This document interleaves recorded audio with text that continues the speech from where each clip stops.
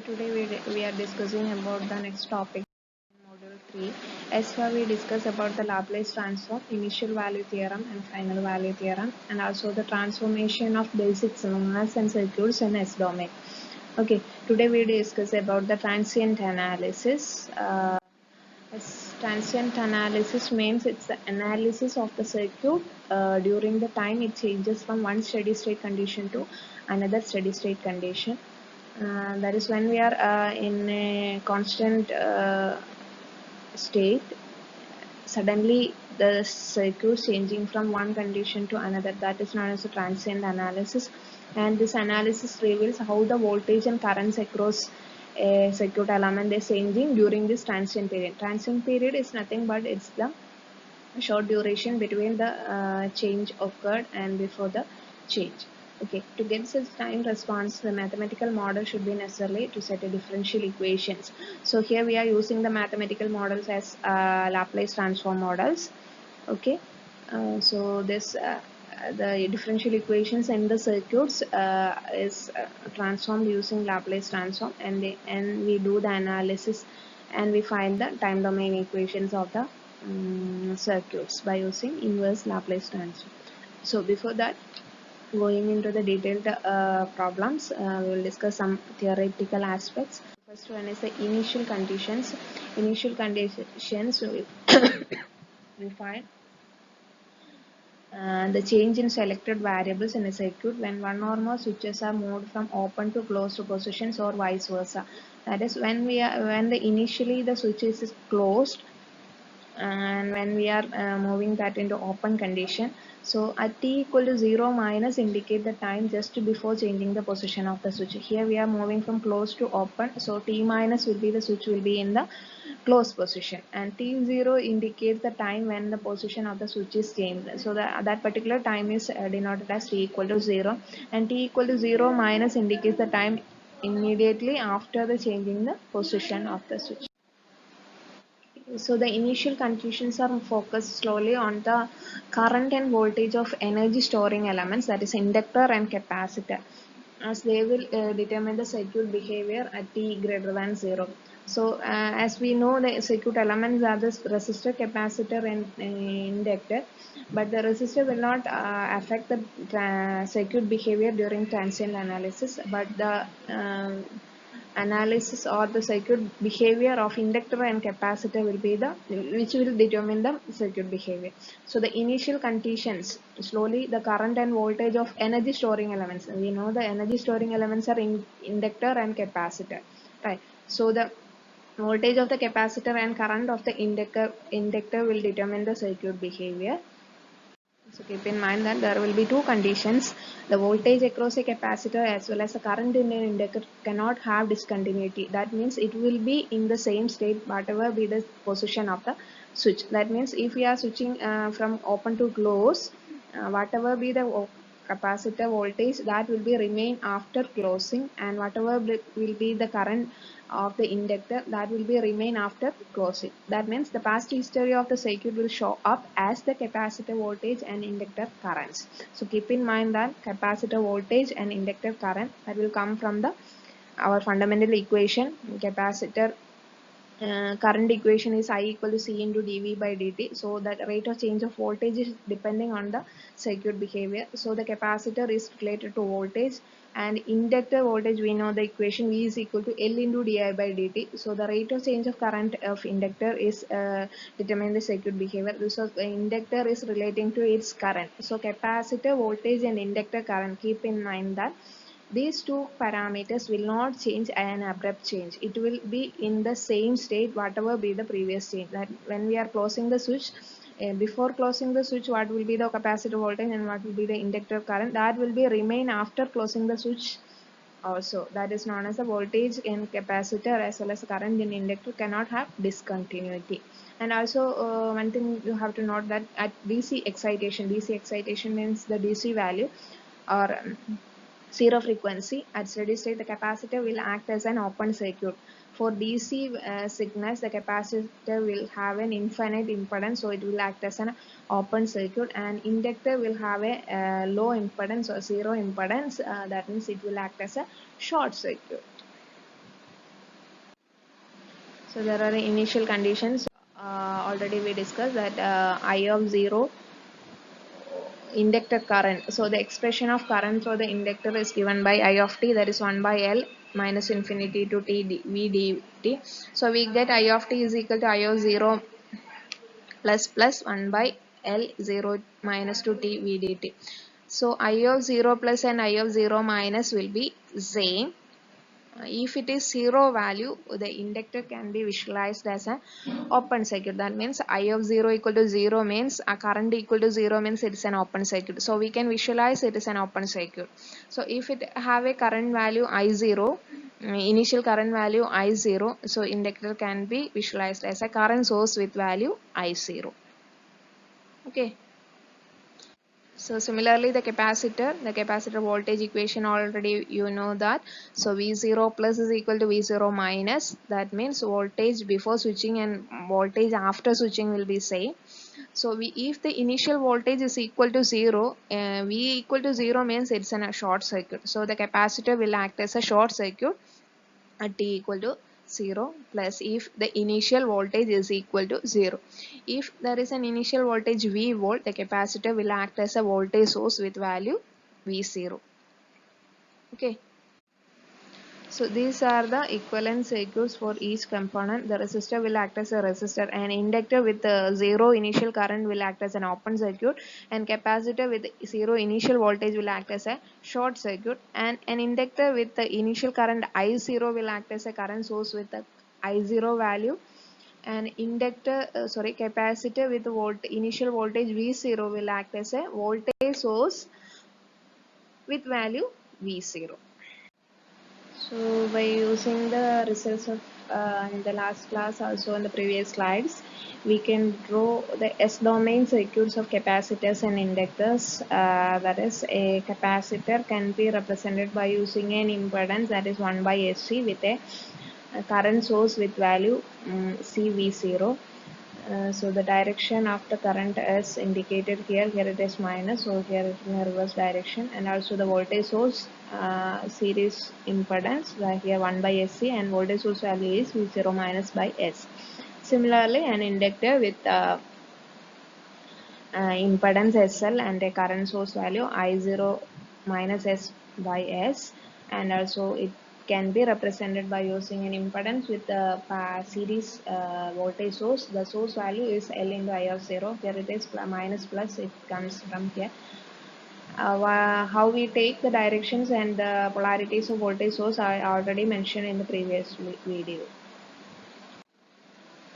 Okay, next is we deals with the transient analysis of an RL circuit. RL circuit is nothing but it will have a components R and L. R means resistor and L is an inductor. So here there is a switch S1. So it's initially it is open, and assume the switch is closed at time t is equal to 0. That closed means it will be connected with a voltage source E. So when we are redraw the circuit by using the S domain transformation, here E become E by S, and R it will be same, and L will be LS. Here we take the initial, there is no initial current, so L is represented by using LS only. So means I of 0 minus is 0. So there is no current source or voltage source. So we have a simple circuit like this: E by S, R and LS, and the loop current here it is taken as I of S. So when we are writing the KVL equation here, what we got it as I of S into R, here minus I of S into R minus LS into I of S plus E by S, right? So we can write here it is equal to 0. So we can write I of S into R plus LS is equal to E by S. So here I of S will be I of S equal to E by S divided by R plus LS. So here we taking the L as outside. So here L divided by L taking outside, and it will become the numerator E by L by S into, here when we are taking the L outside, it will be S plus R by L. Okay, so E by L divided by R by L. So 1 by S, it is just a rearrangement for taking the inverse Laplace transform, right? So here we rearrange this, and it will be rearranging in such a way that we can take the inverse Laplace transform easily. So here we got it as E by R into 1 by S minus 1 by S plus R by L. So it will be in the form S plus A. So 1 by S it is 1, and 1 by S plus R by L is E raised to minus R by L. So the current equation, the time domain equation for current is E by R into 1 minus E raised to R by L t. So this is the inductor current in an RL circuit, right? That transient analysis or time transient equation for the current of an inductor. So it from the equation we can see that the inductor current is rising exponentially with this value. We call it as a time constant, that is R by L. So it is 1 by we can represent it by using a graphical representation. Here I of t is plotted with respect to t, so it will be rising like this. Our maximum value is E by R, so the I of t equation is E by R into 1 minus E raised to minus R by L t. So this constant, this value we call it as time constant, so that is given as R by L by R. So E raised to 1 by L by R, that is E raised to R by L, right? So that value is known as a time constant. Time constant is nothing but it is the 90% of reaching the maximum value. Here the maximum value is E by R. So here this value is tau. So this current is exponentially increases, and it will touches the steady state value when t is equal to infinity. Similarly, we can plot the voltage across the inductor as V of S is equal to Ls into I of S, because here we have a circuit like this. This voltage is V of S. So the current through this inductor is I of S, right? And its impedance is S into L. So S into L into I of S will be the V of S. So when we are substituting the equation for I of S here, it will getting as E by S plus R by A. When we are taking the inverse Laplace transform of this, it will be E is constant into 1 by S plus A form. So it will be E raised to minus R by L. So when we are plotting this VL of t, this will be in this one, this decreasing exponentially. So the maximum value is E, and it will be decreasing in an order E raised to minus R by L, and it will reach us at the 0 when t tends to infinity. So the slope of this curve is known as the time constant. Here it will be L by R. So 1 by L by R, here also minus R by L. So here also the time constant is marking. It will be actually, it will be the tangent to this curve, right? Here we say the switch is in position S1, the steady state condition will reached, and the current flowing through the inductor will be E by R, and at time t is equal to 0, the switch is moved to position S2. Then I of 0 minus is equal to I of 0 plus, that will be E by R, that will be the current flowing through this R. So when transformed circuit will be greater, when t is greater than 0, it will be moving from here to here. So this switch will be moving from here to here.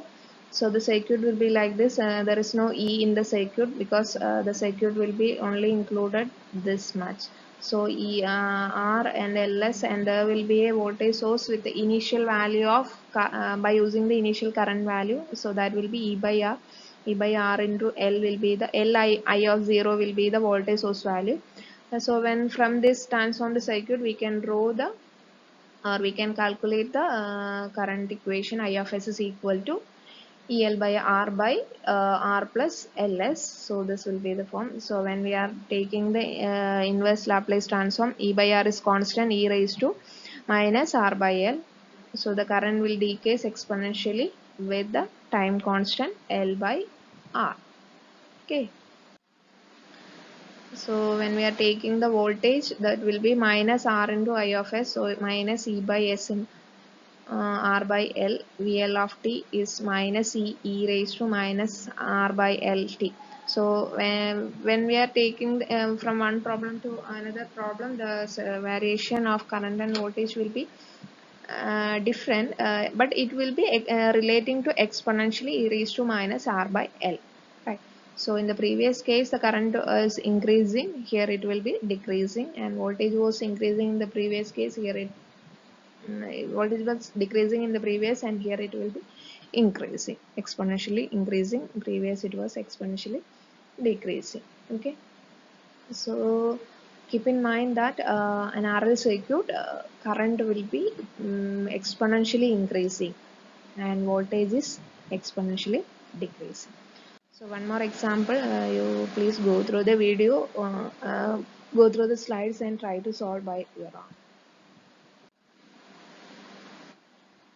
More examples.